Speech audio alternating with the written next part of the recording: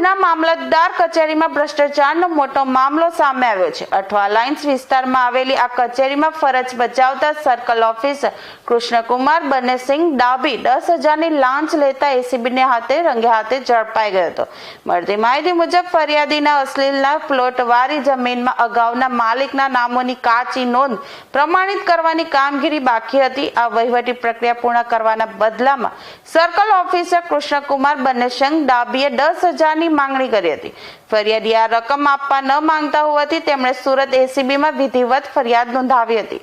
ફરિયાદના આધારે એસીબીની ટીમે 24 ડિસેમ્બર 2025ના રોજ ઉધના મામલતદાર કચેરી ખાતે છટકું ગોઠવ્યું હતું। જ્યારે ફરિયાદી સર્કલ ઓફિસરની ચેમ્બરમાં ગયા ત્યારે આરોપીએ લાંચની રકમ સ્વીકારવા માટે હેતુલક્ષી વાતચીત કરી હતી, જેથી આરોપીએ 10,000ની રકમ હાથમાં લીધી કે તરત જ પહેલેથી જ ગોઠવાયેલી એસીબીની ટીમે ત્રાટકીને આરોપીને પકડી પાડ્યો હતો અને લાંચની રકમ રિકવર કરી હતી।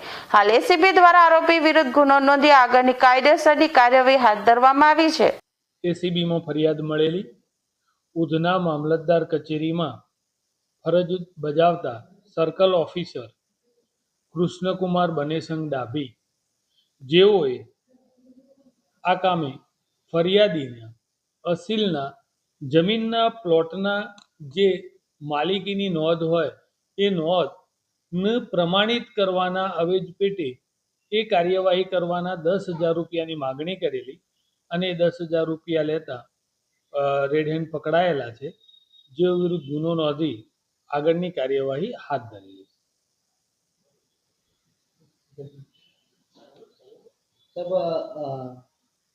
કેટલા પગારદારનો આ 2017થી કૃષ્ણકુમાર ડાભી એ નાયબ મામલતદાર તરીકે ભરતી થઈ અને ફરજ બજાવે છે, જેઓનો પગાર લગભગ 84,000 રૂપિયા જેટલો છે। કઈ રીતની હવે તપાસ કરવામાં આવશે મિલકત સંબંધી હોય કે પછી અપ્રમાણિક મિલકત? હવે એમની જે બાબતો છે સર્ચ થશે, તેમજ એમની તમામ બાબતો જે રેકર્ડ ઉપર આવશે તમામ બાબતે ઇન્વેસ્ટિગેશન થશે।